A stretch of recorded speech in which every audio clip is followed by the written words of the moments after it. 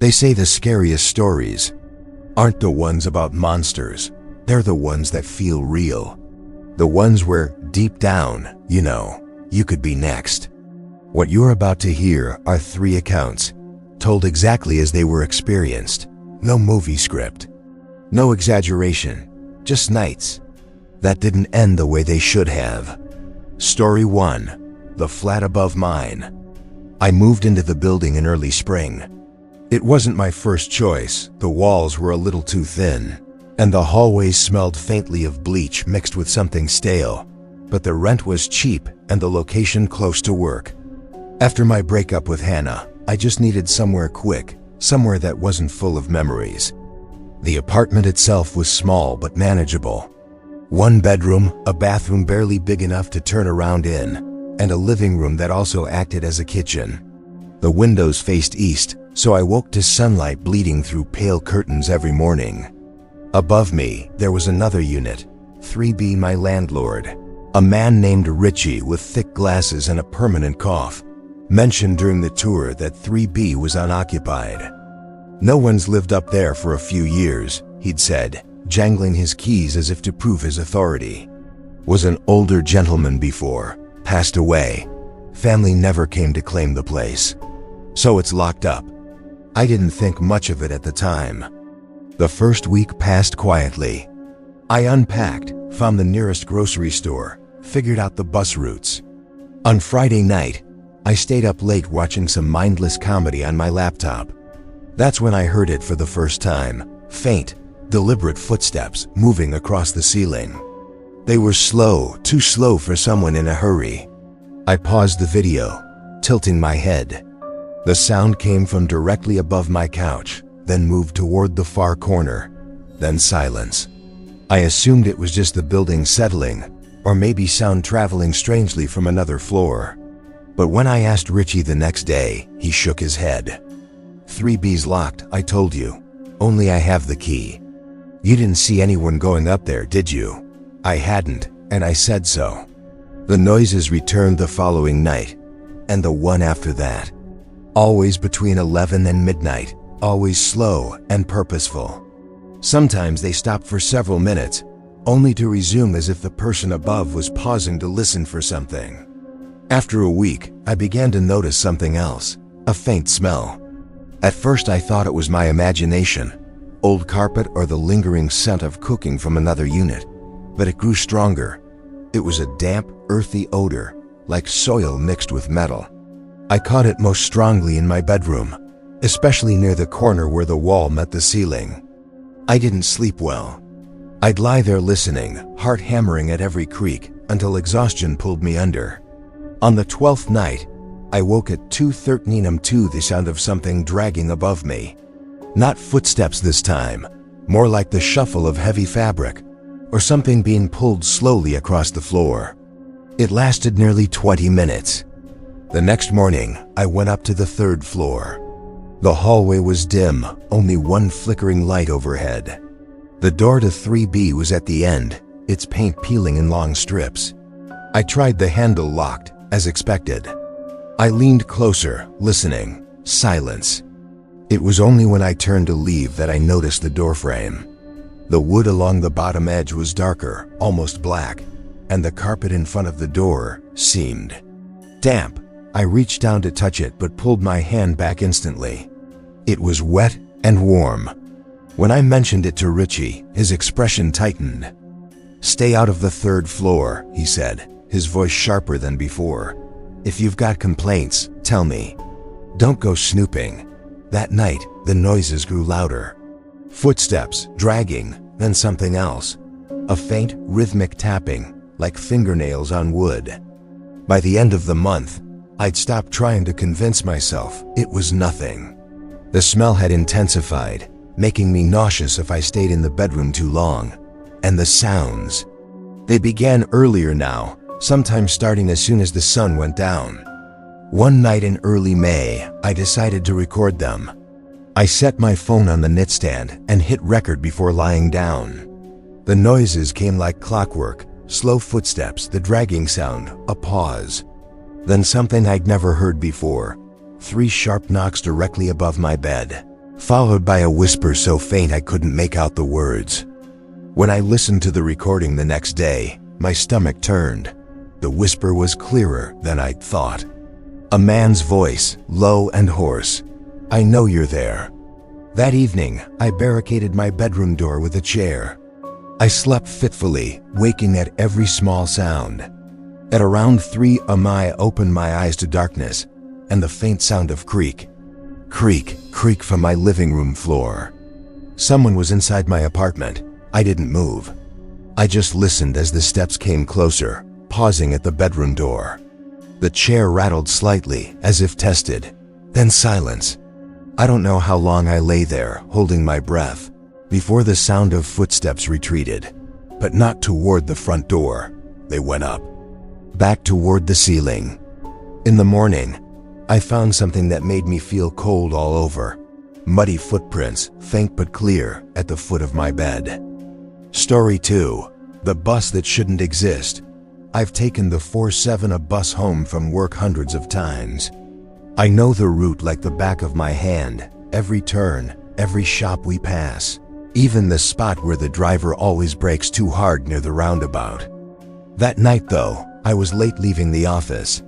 One of those days where every little thing piles up until you're the last one there, staring at a glowing screen long after everyone else has gone home. By the time I walked out into the cold, it was close to midnight. The street outside my building was dead quiet. Even the takeaway across the road had its shutters down. I jogged the last block to the bus stop, praying I hadn't missed it. But when I turned the corner, the 4-7 was already pulling away. I swore under my breath. The next one wasn't for another 45 minutes, and standing there alone in the dark didn't appeal to me. I dug out my phone to book a rideshare, but the app was taking forever to load. That's when I heard it, the low hiss of brakes, the rumble of an engine. A bus was approaching from the other end of the street. It slowed as it neared the stop, headlights cutting through the mist. I glanced up at the route number, but it wasn't the 4-7. In fact, it wasn't any number I recognized. Instead of the usual bright LED sign, there was an old-fashioned black panel with white painted letters, "Special Service." I hesitated. I'd never seen a bus like it before. The paint was dull, almost gray, and the windows seemed darker than normal, like the glass was tinted or dirty. But it was stopping, and it was late, and the idea of standing there alone for nearly an hour made my skin crawl more than getting on some weird replacement bus. When the doors hissed open, the driver didn't look at me. He was a thin man with pale skin, wearing one of those old faded uniforms, the kind with brass buttons and a cap. His hands were gripping the wheel tightly, knuckles white. "Does this go near Calder Street?" I asked. He didn't answer, just stared straight ahead, then gave a single, almost imperceptible nod. That should have been my cue to walk away.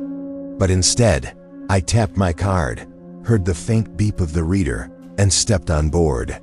The first thing I noticed was the lighting. It wasn't the bright fluorescent glow I was used to. Instead, the lights inside were dim and yellow, flickering slightly. The air smelled faintly of damp fabric and something else, something metallic. There were maybe 6 or 7 other passengers scattered across the seats. No one was talking. No one even looked up as I walked down the aisle. I took a seat halfway back, near the window, and pulled my coat tighter. We pulled away from the stop, and I relaxed a little. Outside, familiar streets rolled by at first.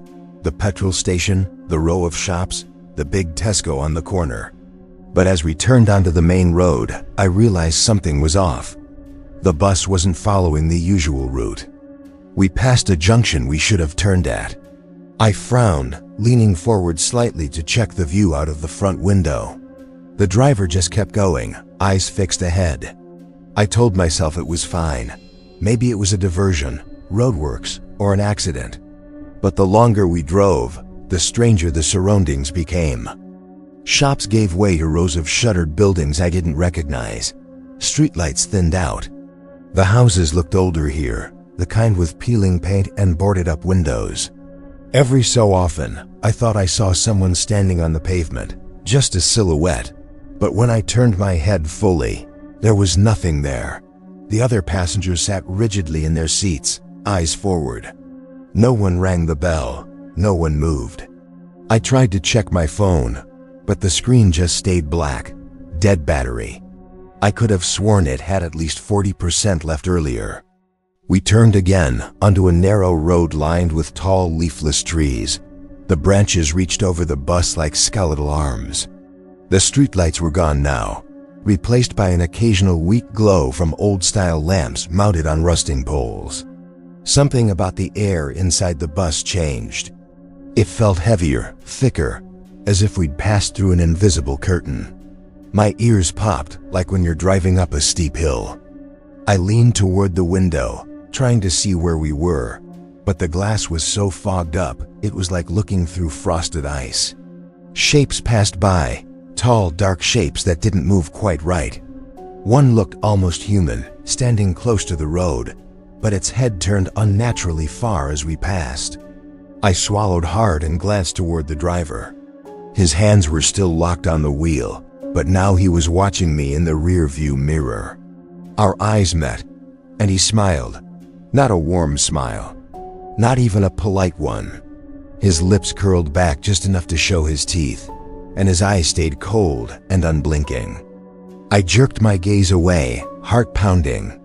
The road narrowed further until it felt like the trees were scraping along the sides of the bus. The engine noise grew louder, strained, as if we were climbing uphill. Then, without warning, we stopped. The doors hissed open. Outside was darkness.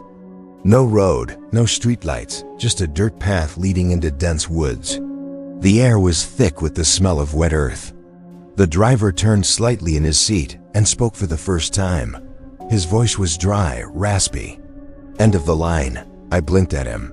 This isn't Calder Street. He didn't answer, just tilted his head toward the open doors.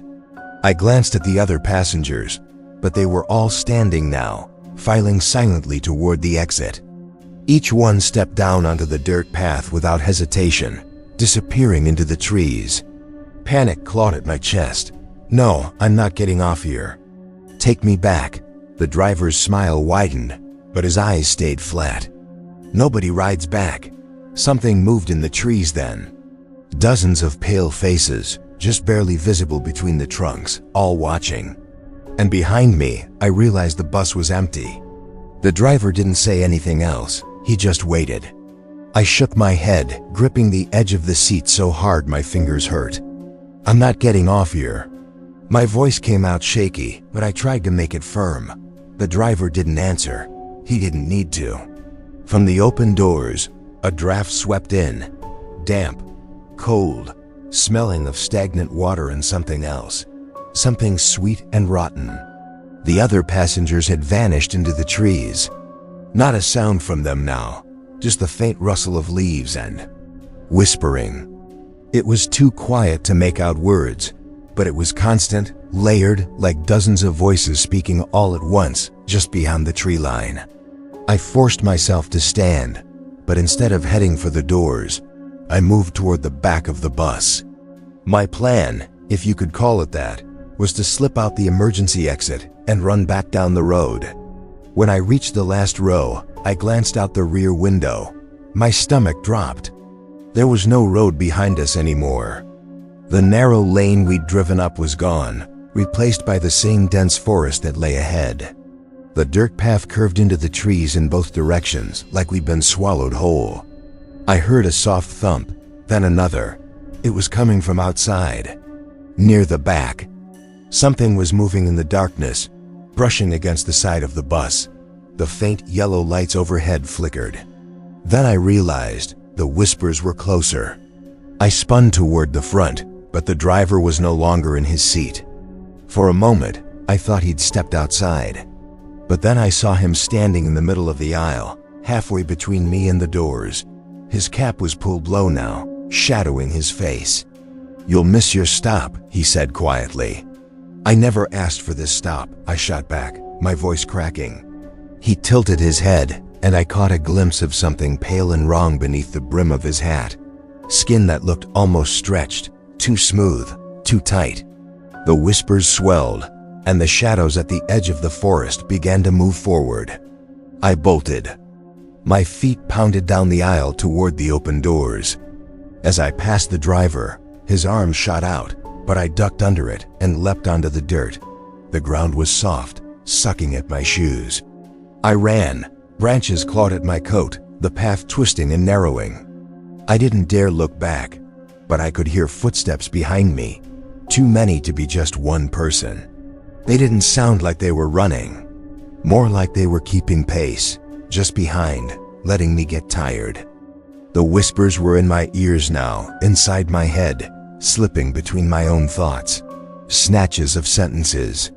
My name, my address, things they couldn't possibly know. The trees broke suddenly, opening into a clearing. In the center was a pool of black water, perfectly still. The dirt path led straight into it, as if it was the only way forward. I froze at the edge. My chest was heaving, my legs shaking.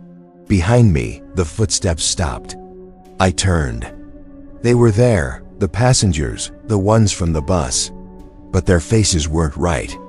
Their eyes were too dark, too wide, their mouths open in silent smiles.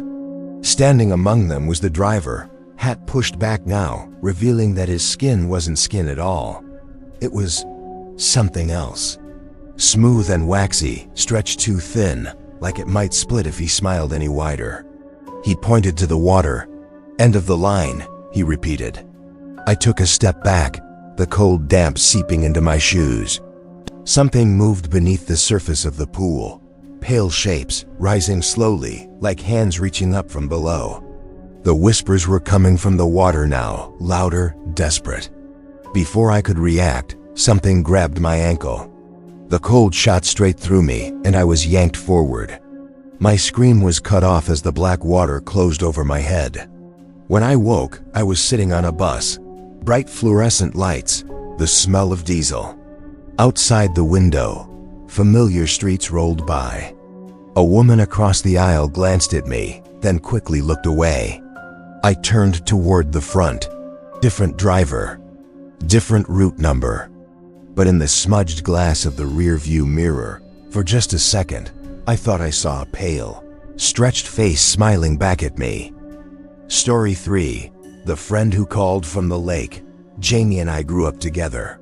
Same street, same school, same summers spent doing stupid things we were sure would make great stories when we were older. One of our favorite places was Maynard Lake, a wide, still body of water just outside of town. Back then, it was perfect. The water was always cool. The trees around it were dense enough to make you feel like you were hidden from the rest of the world. And the floating dock in the middle was our little kingdom. We'd race out, shove each other off, lie back and watch clouds drift across the sky. We were 17 when it happened. It was late August, the air thick and heavy, the kind of day where even the cicadas seemed tired. We swam for hours. Then, sometime after 6 p.m., Jamie decided to swim out to the far side.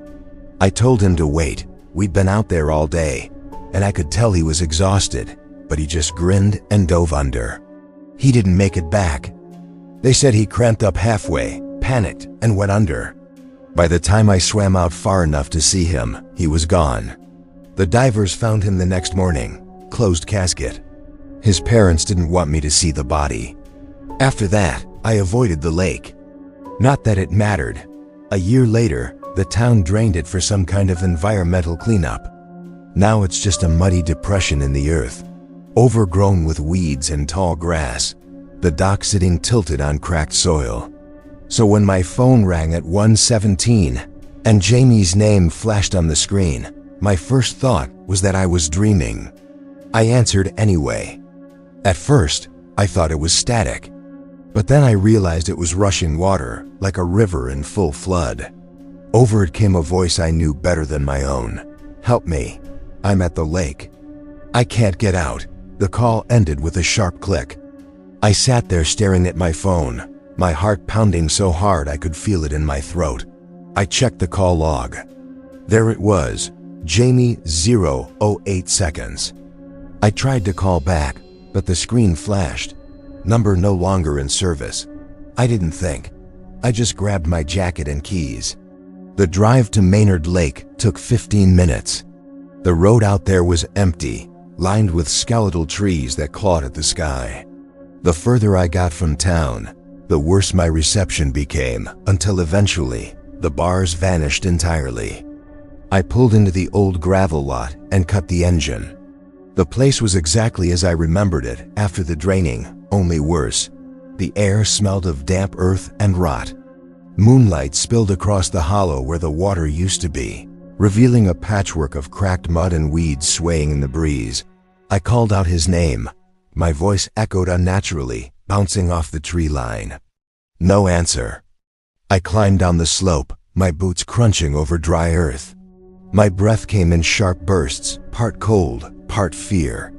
The floating dock lay tilted about 50 feet away, half buried in mud. That's when I heard it. A splash. I froze. There was no water here. No reason for that sound. It came again, louder. This time followed by a muffled voice. Too faint to make out, but frantic. I turned toward the sound, and that's when I saw it. Near the center of the empty basin, there was water. A perfectly round pool, no more than 10 feet across, black as ink and still as glass. I knew there was no spring here. I knew it shouldn't exist. Yet from that pool came the splashes, and the voice. It was Jamie's. I stepped closer, my boots sinking slightly into the soft mud. "Jamie!" I shouted. A hand broke the surface, pale, dripping, fingers splayed wide, then another. He pulled himself halfway out, coughing and gasping. His eyes locked on mine. "Help me." "I can't," he slipped, plunging back under. I didn't think. I ran. The mud grabbed at my legs, each step harder than the last. The whispers started before I reached the water, faint at first, then swelling. Dozens of voices, layered together, speaking in tones just low enough to keep me from making out the words. I reached the edge and knelt, plunging my arms into the freezing black. My fingers brushed something, cloth, skin, and then the ground beneath me shifted. The mud gave way, and I fell forward into the water. It was deeper than it looked. Much deeper. I opened my eyes underwater. The light from the moon above was dim, barely piercing the blackness. Shapes moved around me, pale, distorted faces drifting just out of reach. Their mouths were open, releasing streams of bubbles that looked like they were whispering. I kicked upward, but something wrapped around my ankle, not hands, not quite. It felt like hair, wet and slick, tightening as I struggled. Jamie was there suddenly, inches from my face. His eyes were wide, his mouth moving. I couldn't hear him, but I could read his lips. "It's not me." Cold shot through me. I kicked harder, tearing free. My chest burned. I didn't look back as I clawed toward the surface. When I broke through, the air was warm, heavy. I was lying on cracked earth, no pool in sight. The dock was gone. The hollow stretched empty under the moonlight. My phone was in my pocket, dry as if it had never been submerged. The call log was empty. I drove home in silence, my clothes leaving damp marks on the seat. I didn't sleep that night. 2 days later, I got another call. Same number, same rushing water. This time I didn't answer, but I know I will eventually. Because some voices don't stop calling. 3 stories, 3 warnings. A flat that should have stayed empty. A bus that shouldn't exist. A friend who shouldn't have called. The world is full of places you're not meant to go. And sometimes, they find a way to bring you to them. So if you ever hear that sound above you, or see headlights with no route number, or get a call from someone who shouldn't be calling, hang up, turn around, and don't look back.